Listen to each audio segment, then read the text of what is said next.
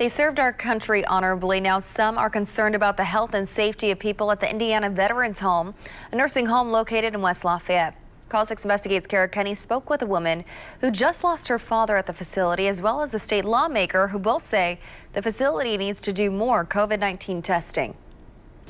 Many nursing homes are privately owned, but the Indiana Veterans Home in West Lafayette is owned by the state of Indiana government, which some say makes their quality ratings even more concerning.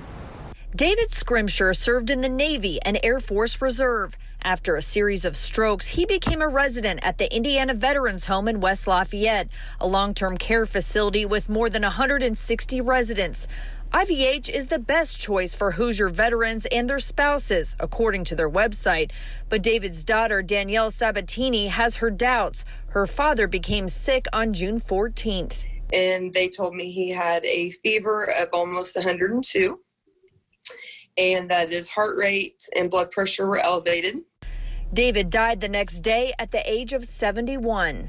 Never was there a mention of potential COVID, no testing, nothing at all, zero.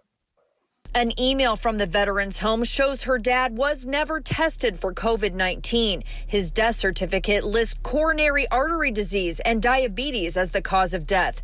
Call 6 Investigates did some checking and found the Indiana Veterans Home has an overall 2-star below average rating on Medicare's Nursing Home Compare site.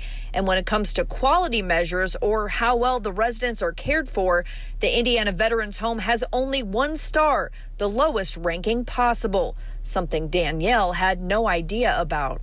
I can't believe I had my dad put there, but yeah, I think they're hiding stuff or not doing stuff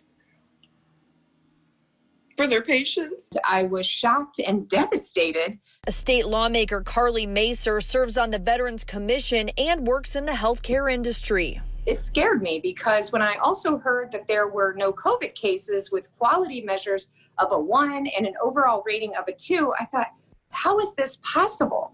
Are we testing the residents? Are we testing the staff? Because that is a really big part of our business. The Indiana Veterans Home is currently allowing visitors. The urgency that we should have about this is at the top for me. We want to make sure everyone's safe, and it's just the right thing to do. We reached out to the Indiana Veterans Home, who told us they've tested residents who've shown signs or symptoms of COVID-19. So far, they've tested 32 residents and all 185 staff members. 1 employee did test positive. Staff at the IVH took immediate and protective measures to ensure neither a resident nor staff member at the IVH came in contact with that person.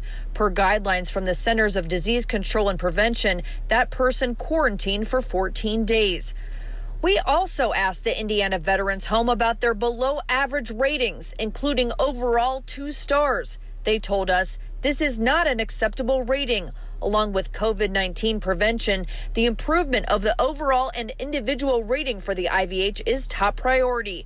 These scores are cumulative over a 3-year period, so it will take some time to impact and see change happen. Representative Macer says veterans and their families deserve better. And I think that they would be shocked and really disappointed to know that the facility that their family is staying in, it has the lowest quality measures and overall rating just about that you can get. Danielle is grieving the loss of her father, David. He knows I have a voice and I'm going to use it.